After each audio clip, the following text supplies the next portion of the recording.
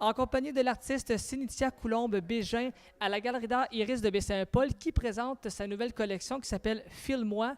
Jusqu'à présent, tes impressions premières sur tout ce beau produit-là, on sent quoi? Je suis très fébrile de pouvoir la présenter au public. C'est une nouvelle collection que j'avais jamais travaillé. En fait, les sujets, les corps, la sensualité. Mon travail, normalement, est plus dirigé vers les portraits. Puis, c'est la première fois, en fait, que je traite le sujet des corps. Puis, en fait, je suis très fébrile de pouvoir la présenter aux gens. Je regarde un peu les couleurs, vraiment, c'est très, très artistique, c'est voyant, en fait, c'est beau pour les yeux et même parfois, j'ai l'impression de voir un peu du 3D. Est-ce que c'est normal? Ben oui, c'est normal. En fait, je travaille le côté figuratif tout à la main.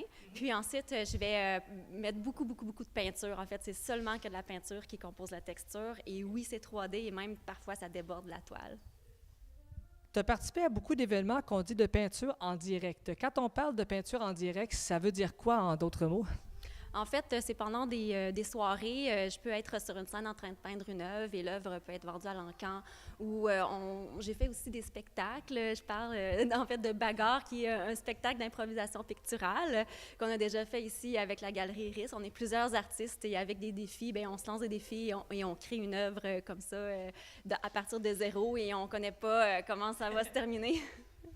Le fait d'être en direct, est-ce que ça amène un peu une pression supplémentaire ou si on gère ça assez bien de ce côté-là? C'est sûr qu'il y a toujours une pression. Ah oui, et on travaille bien sous pression aussi. Tu as fait plusieurs galeries, je pense, à Toronto, New York, San Francisco et Hong Kong. Donc, quand on dit qu'un métier permet de voyager, je pense que ce que tu fais, c'est un bel exemple, là. Bien, c'est un de mes rêves de pouvoir voyager avec mon art. Puis, avec les salons d'art, bien, ça me permet de le faire. Mais oui, je suis dans 6 galeries de Toronto, à Québec, Montréal, Baie-Saint-Paul et Bromont. Est-ce que c'est ton métier premier? Est-ce que tu as envie concrètement de cette passion-là ou ce métier-là, en fait? Oui, depuis 2009, en fait, je fête ma 10e année de carrière. Et ça fait une vingtaine d'années que je peins. J'ai commencé à l'adolescence à peindre et exposer mes œuvres avec ma mère, qui est artiste peintre aussi. Ah, donc on peut dire une tradition mère-fille, là. C'est familial, finalement, tout ça, là. Oui, vraiment. Tu as des collections aussi privées. On parle Canada, États-Unis, Europe, Brésil, Australie. Quand on parle collection privée versus collection dite publique, la différence ici, c'est quoi?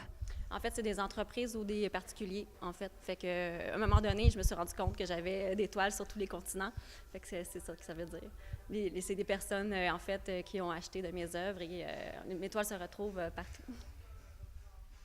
Quand on dit, parce que là, on a la preuve que tu fais ce métier-là, tu en vis actuellement, quand on regarde l'art au Québec, est-ce que c'est en fait un créneau, un métier qui est en déclin ou si on voit avec le temps une augmentation ou si c'est des montagnes russes? Comment est-ce que toi, tu pourrais traduire le fait d'en vivre en 2019? Bien, je dis toujours que c'est des montagnes russes. Puis, c'est pas faire d'attente aussi, c'est pas mal le secret, en fait, du bien-être et de la réussite. Mais c'est surtout le travail qui fait toute la différence. En fait, c'est de jamais arrêter, puis toujours de mettre beaucoup d'efforts, puis d'amour dans ce qu'on fait. Puis c'est ça la clé du succès, en fait.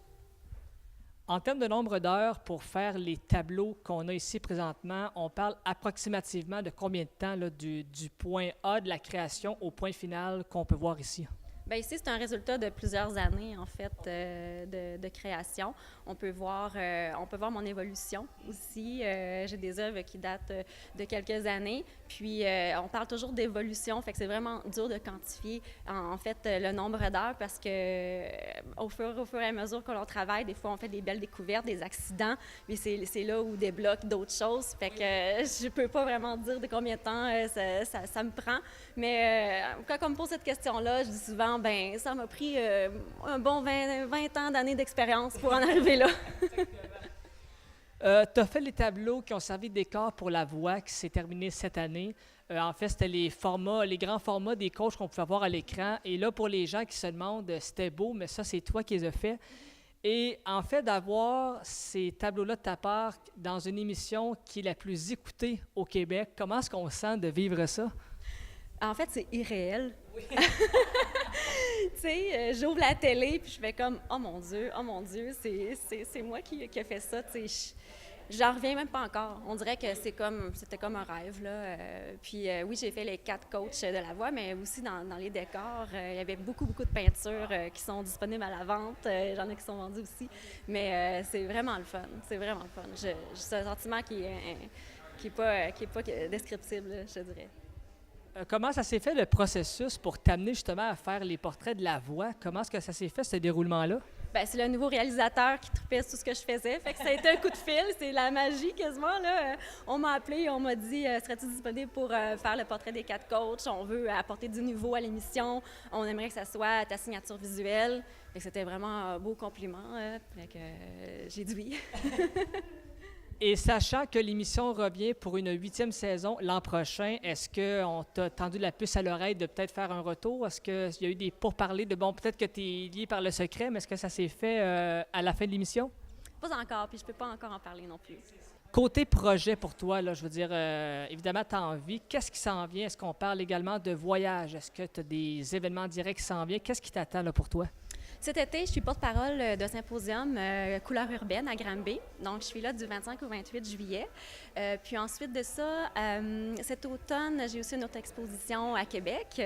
Puis, je suis vraiment complète pour mon année 2019. Puis, j'essaie de ne pas trop prendre d'engagement parce que j'aimerais être libre pour pouvoir faire un autre projet d'envergure. Et la collection qu'on a ici, est-ce que c'est la même collection qui roule un peu partout? Ben non, tu as différentes collections. Sais-tu comment est-ce que c'est un peu comme une tournée d'art qu'on fait? Celle-ci, elle est exclusive. C'est la première fois que je la montre, en fait, en galerie. Et oui, ça suivra. Cette collection-là, elle va faire une tournée dans plusieurs galeries. Ça, c'est certain, on me l'a déjà demandé. Et avant de terminer, si on parle du nom File-moi, d'où ça vient ce titre-là, en fait? Qu'est-ce qui t'a inspiré à choisir? Moi, je pense toujours un petit peu à la chanson de Véronique Dicker, Feel Happy, mais ça, comment est-ce que c'est venu d'apporter ça? Bien, en fait, j'utilise parfois des néons pour appliquer sur mes toiles. Puis j'aime beaucoup le mot feelings. Puis c'est une question de feeling aussi que de peindre. Tu sais, je me fie beaucoup à mon instinct pour écrire des mots sur mes œuvres. Puis le mot feeling revenait souvent. Puis j'aimais ça comme le mix français-anglais. Je trouvais ça le fun, mais c'est vraiment juste une intuition. J'ai demandé à une couple de personnes, ouais, ça marche-tu ça? Ils disaient, hey, oui, ça marche au bout. Fait que là, j'ai dit, OK, let's go, on y va. On va appeler l'expo ce nom-là, puis je trouve que ça va bien, là, ça fit bien là, avec les œuvres qui sont ici. Ouais. Et voilà. Cynthia Coulombe-Bégin, merci beaucoup. On te souhaite une belle continuité, un beau vernissage et au plaisir de te suivre sur Facebook ou sur ton site Internet encore. Je pense que tu as des contacts là-dedans? Oui, cynthiacoulombebégin.com, mais sur Facebook et Instagram.